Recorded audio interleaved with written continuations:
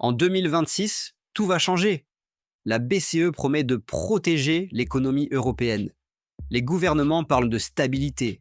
Les médias, eux, répètent que tout est sous contrôle. Mais devine qui va réellement payer la facture de cette stabilité? Pas les ultra-riches, pas les grandes entreprises, pas les banques. Ce sont les classes moyennes, celles qui travaillent, épargnent, paient leurs impôts, font tout bien et qui, pourtant, s'appauvrissent chaque mois un peu plus. Et dans cette vidéo, je vais te montrer pourquoi c'est inévitable, si tu ne changes rien, et comment t'en protéger avant que la facture ne tombe. 1. Le piège invisible. Le système a besoin d'argent. Beaucoup d'argent. Voici les chiffres que personne ne vous montre.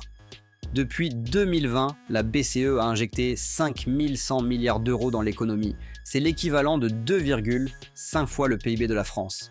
Après des années de dette publique et de politiques de taux d'intérêt artificiellement bas, la BCE est coincée. Voici le mécanisme fatal expliqué simplement. Étape 1. Les États s'endettent massivement. Dette française, 3100 milliards d'euros en 2024. Étape 2. Pour éviter leur faillite, la BCE rachète leurs dettes en imprimant de l'argent. Étape 3. Cet argent créé dilue la valeur de tous les euros existants. Étape 4. Résultat. Ton épargne et ton salaire perdent du pouvoir d'achat. Pour stabiliser les marchés, elle imprime, rachète, ajuste. Mais cette mécanique a un coût. Elle détruit la valeur de la monnaie. Exemple sur votre épargne. 10 000 euros épargnés en 2020 ont aujourd'hui le pouvoir d'achat de 8 200 euros. Vous avez perdu 1 800 euros sans rien faire. Et quand la monnaie perd de la valeur, c'est ton épargne, ton salaire et ton pouvoir d'achat qui trinquent. Voici le calcul invisible. Un salaire de 3 000 euros net en 2020 équivaut aujourd'hui à 2 460 euros de pouvoir d'achat réel. Vous travaillez autant, mais vous vivez comme si vous gagniez 540 euros de moins par mois. Le pire, c'est que ce transfert de richesse est silencieux. Il ne s'affiche pas sur ton relevé bancaire. Il s'infiltre dans chaque facture, chaque plein d'essence, chaque panier de courses. Ce n'est pas une crise économique, c'est une reconfiguration du système où les classes moyennes servent de variable d'ajustement. On nous dit que l'inflation baisse. En réalité, c'est juste notre niveau de vie qui s'adapte à la pauvreté. 2. L'inflation punitive et la fiscalité cachée. Depuis 2020, le coût de la vie explose. Et face à cette hausse, que fait l'État? Il augmente les taxes, les cotisations, les impôts. Décortiquons la double peine avec des chiffres réels. L'inflation punitive sur un budget type de 3 500 euros par mois. Alimentation, 700 euros, plus 15%, plus 105 euros par mois. Énergie, 250 euros, plus 40%, égale plus 100 euros par mois. Logement, 1400 euros, plus 12% égale plus 168 euros par mois. Transport, 450 euros, plus 20% égale plus 90 euros par mois. Total inflation réelle, plus 463 euros par mois, soit plus 13,2%. La fiscalité cachée qui s'ajoute, hausse CSG, plus 0,5% sur tous les revenus. Suppression progressive de la taxe d'habitation compensée par d'autres taxes, nouvelles contributions, carbone, numérique, solidarité, résultat, plus 2,3% de prélèvements supplémentaires. L'inflation devient un impôt invisible. Chaque euro que tu gagnes vaut moins qu'hier. La fiscalité, elle, devient un impôt différé. Chaque effort que tu fais pour t'en sortir est pénalisé par un nouvel alourdissement. Le piège du toujours plus. Tu travailles plus, donc tu passes au barème supérieur et tu paies plus. Tu épargnes, les plus-values sont taxées et tu paies encore. Tu dépenses, TVA, taxes diverses, tu paies toujours. Exemple d'un cadre à 4 500 euros brut. 2020 reste 2 890 euros net après impôt. 2024 reste 2 720 euros net après impôt. Pouvoir d'achat réel, 2 230 euros. Inflation déduite.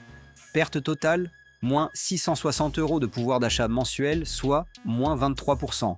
Ce mécanisme n'est pas accidentel. Il est structurel. C'est la stratégie du citoyen tampon. La classe moyenne absorbe les erreurs du système sans broncher. On te parle d'égalité, mais tu vis dans un système conçu pour t'épuiser financièrement. Les riches ont des stratégies, les pauvres ont des aides, les classes moyennes, elles, ont les factures. 3. Pourquoi les riches ne paient pas? Pendant que tu t'inquiètes pour ton pouvoir d'achat, d'autres transforment la crise en opportunité. Stratégie 1. L'effet de levier de la dette. Les ultra-riches utilisent les dettes pour acheter des actifs réels, entreprises, or, immobilier, brevets, terres. Exemple. Un riche emprunte 10 millions d'euros à 3% pour acheter un immeuble. L'inflation fait monter l'immobilier de 8% par an. Gain. Plus 800 000 euros de plus-value, 300 000 euros d'intérêt, 500 000 euros net. Il s'enrichit avec l'inflation qui vous appauvrit. Stratégie 2. L'optimisation fiscale légale. Comparaison. Classe moyenne versus ultra-riche. Salarié cadre. 100 000 euros brut par an. Taux d'imposition réel. 35%. Impôt plus cotisation. Reste net. 65 000 euros ultra-riche. 10 millions d'euros de revenus par an. Holding luxembourgeoise. Moins 12% d'imposition. Déficit reportable. Moins 8% supplémentaire. Taux d'imposition réel. 4%. Reste net. 9 600 000 euros. Ils savent que la monnaie perd de la valeur. Donc ils investissent dans ce qui garde sa valeur. Stratégie 3. Surfer sur la création monétaire. Et quand la BCE injecte des milliards pour sauver l'économie, c'est cet argent qui nourrit encore leur placement. Voici le circuit de l'argent gratuit. 1. La BCE prête aux banques à 0%. 2. Les banques prêtent aux riches à 2%.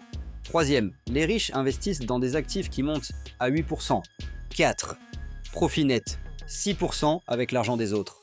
Pendant que toi, tu payes l'inflation à la caisse, eux la font fructifier à la bourse. Les chiffres du scandale. En 2023, les 1% les plus riches ont capté 47% de la richesse créée. Les classes moyennes, 3%. Ce système n'est pas injuste par accident. Il est construit comme ça. Et tant que tu restes simple consommateur, tu es du mauvais côté du levier. La classe moyenne travaille pour l'État. Les riches, eux, font travailler l'État pour eux. Alors, que faire ? Étape 1. Reprendre le contrôle de ton cash flow.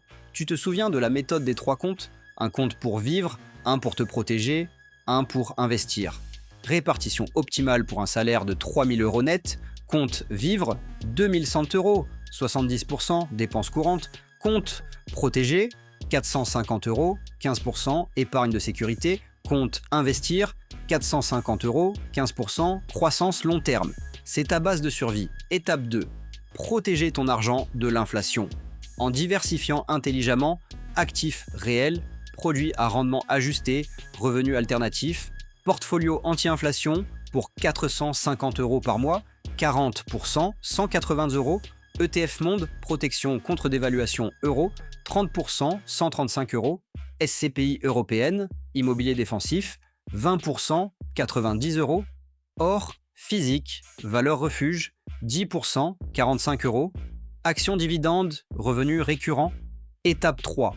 Optimiser ta fiscalité, comprendre les seuils, anticiper les changements de 2026 et profiter des dispositifs légaux encore disponibles. Optimisation légale immédiate, PEA, 150 000 euros d'encours, plus-values exonérées après 5 ans, assurance vie, 150 000 euros par conjoint, fiscalité réduite, PERP, PR, déduction fiscale immédiate jusqu'à 10% des revenus, calcul d'impact sur 10 ans.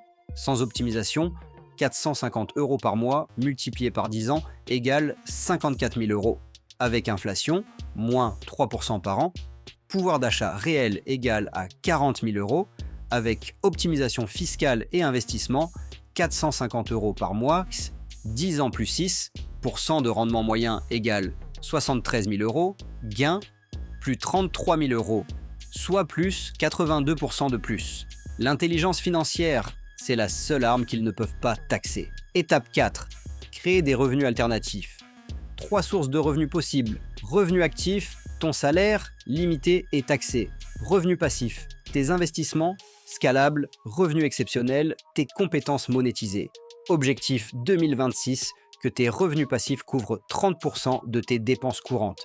Tu ne peux pas changer le système, mais tu peux refuser d'en être la victime. 2026 ne sera pas une crise de plus, ce sera un tournant. Récapitulons ce qu'on a vu. 5 100 milliards d'euros injectés par la BCE, dilution de votre épargne, 13,2% d'inflation réelle sur les dépenses quotidiennes. Les riches paient 4% d'impôts quand vous en payez 35%. Avec la bonne stratégie, plus 82% de patrimoine en plus sur 10 ans. Et maintenant que tu comprends qui va payer la facture, il est temps de découvrir comment éviter l'hémorragie. Dans la prochaine vidéo, je te montre les deux ennemis que la BCE ne nomme jamais, la fiscalité et l'inflation. Et surtout, comment les transformer en alliés. C'est là que tout se joue. Abonne-toi à Finance Libre si tu veux comprendre, avant tout le monde, ce que les banques et l'État ne diront qu'en 2026.